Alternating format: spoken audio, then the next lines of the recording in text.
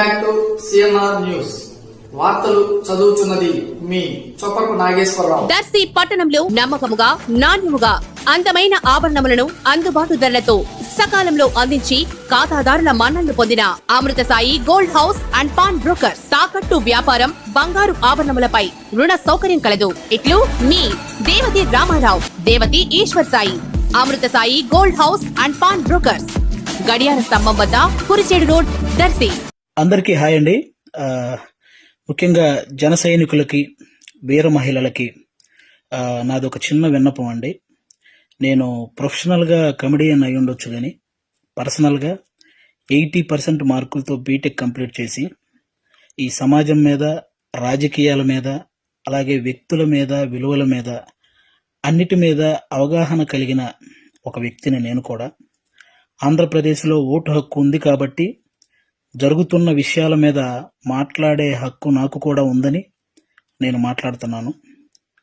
అంటే జనసేనకి 24 సీట్లు అని అనౌన్స్ చేయగానే చాలామంది పవన్ కళ్యాణ్ గారిని తిడుతున్నారు, కొంతమంది అలుగుతున్నారు, కొంతమంది అసంతృప్తి చెందుతున్నారు, ఇంకొంతమంది అయితే మోసిన జెండానే కిందేసి కాలుస్తున్నారు, ఇంకొంతమంది అయితే ఆ వేసిన స్టిక్కర్స్ను లాగేసి పీకేస్తున్నారు.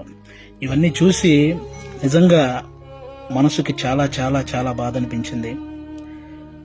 ఒక్కసారి ఆవేశంతో కాకుండా మీ ఆత్మసాక్షిగా ఆలోచించి చెప్పండి,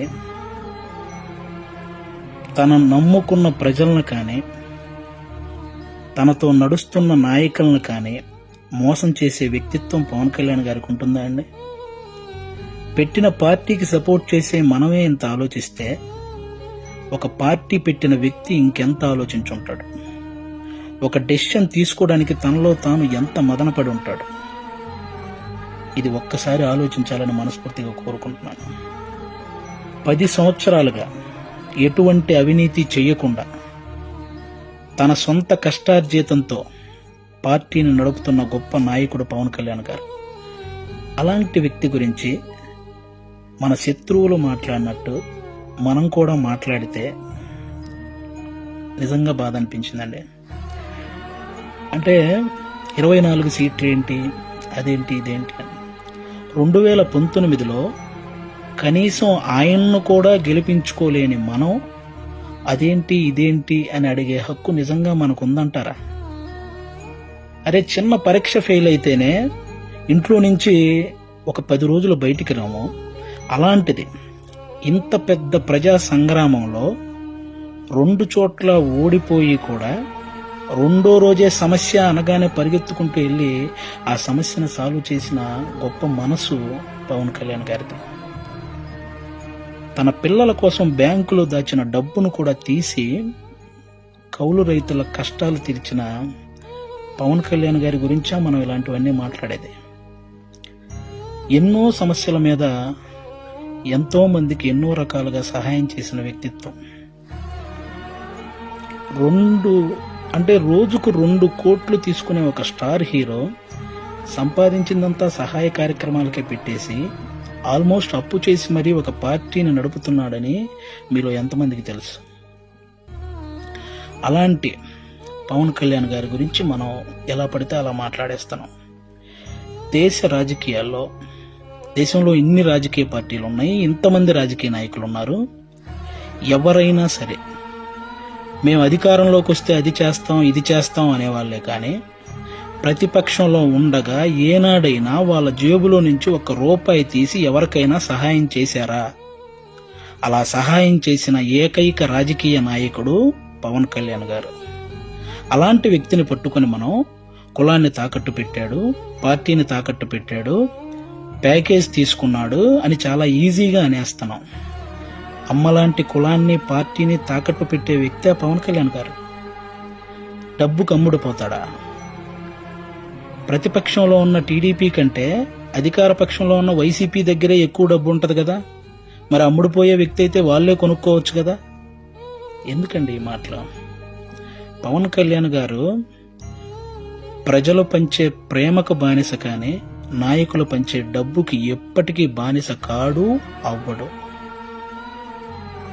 అభిమానించటం అంటే మనకు అనుకూలంగా ఉన్నప్పుడు జై కొట్టడం, అనుకూలంగా లేనప్పుడు బాయ్ చెప్పడం కాదండి. ఒక నాయకుడు ఎలాంటి డెసిషన్ తీసుకున్నా దానికి కట్టుబడి ఉండటాన్నే అభిమానించటం అంటారు. అదే నిజమైన అభిమానం అంటారు. అలా ఉండగలగాలి.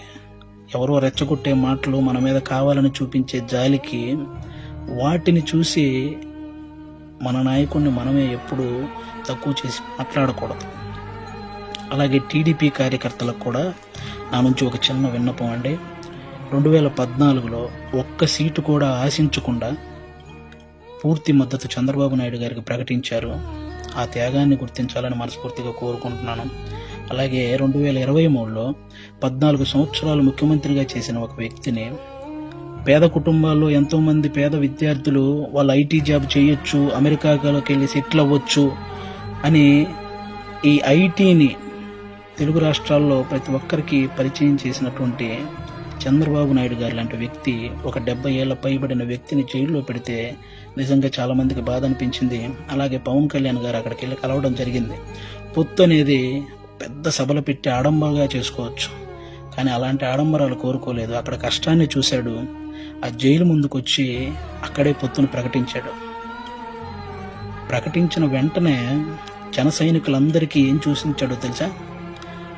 అవసరంలో మనం ఆదుకున్నాం కాబట్టి అనవసరంగా టీడీపీని ఎవరైనా తక్కువగా మాట్లాడడం కానీ, తప్పుగా మాట్లాడడం కానీ చేయొద్దని జన సైనికులందరికీ చూసించారు. ఒక సభలో మనం మాట్లాడేటప్పుడు జనసేన టీడీపీ అని సంబోధిద్దాం, వాళ్ళు మాట్లాడేటప్పుడు టీడీపీ జనసేన అని సంబోధిస్తారు అని కూడా చెప్పి కార్యకర్తల్లో ఒక ఉత్సాహాన్ని నింపారనమాట. అంటే ఒక పొత్తు ధర్మాన్ని ఇంతకంటే నిజాయితీగా పాటించే వ్యక్తి ఎవరైనా ఉంటారా? ఎక్కువ సీట్లు తీసుకుని ఇన్నే గెలిచాడా అనిపించుకోవటం కంటే తక్కువ సీట్లు తీసుకుని అన్నీ గెలిచాడు అనిపించుకోవటం కరెక్ట్ అని భావించి 24 సీట్లకే పరిమితం అయ్యారు. కాబట్టి టీడీపీ కార్యకర్తలందరికీ రేపొద్దున ఆ 24 చోట్ల టీడీపీ కార్యకర్తల ఓటు ట్రాన్స్ఫర్ ఖచ్చితంగా జనసేనకు జరగాలి.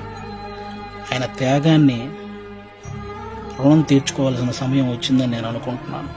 అలాగే పవన్ కళ్యాణ్ గారి మాటని గౌరవించి జనసేన కార్యకర్తలు కూడా టీడీపీ నిలబడ్డ ప్రతి చోట ఆ ఓటు ట్రాన్స్ఫర్ జరగాలని మనస్ఫూర్తిగా కోరుకుంటున్నాను.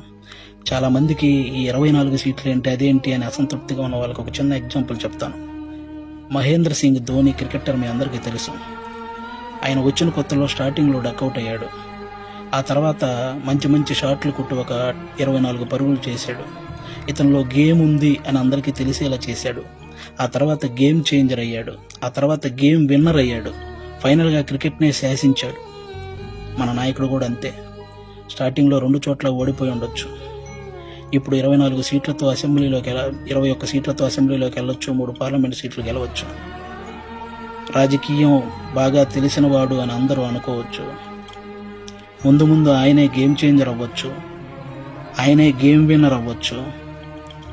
మీరు చూస్తుండగానే ఈ రాజకీయాల్ని శాసించవచ్చు. కాబట్టి ఎప్పుడు ఎవరిని తక్కువగా, అంత ఈజీగా ఒక పార్టీ నడిపే అధ్యక్షుడు ఎంత ఆలోచించుంటే ఇవన్నీ చేస్తుంటాడని గుర్తుపెట్టుకుని మాట్లాడాలని మనస్ఫూర్తిగా కోరుకుంటున్నాను. ఆయన నిలబడ్డ 24 సీట్లు గెలిపించి ఒక మంచి పొజిషన్లో ఉంచండి. మన మనసులో ఉన్న పొజిషన్కి ఆయనే చేరుకుంటారు. థ్యాంక్ యూ అందరికీ. అంటే 10 సంవత్సరాల నుంచి పార్టీ నడుపుతున్న ఒక వ్యక్తికి 10 సీట్లు తగ్గగానే ఎలా పడితే అలా మాట్లాడుతుంటే 2 డేస్ నుంచి ఏం చేయాలో అర్థం కాక ఒకసారి నేను మాట్లాడాలనిపించి మాట్లాడాను. తప్పు మాట్లాడుంటే క్షమించండి, కరెక్ట్ మాట్లాడుంటే కన్విన్స్ అవ్వండి. Thank you. జై హింద్, జై జనసేన. Thank you.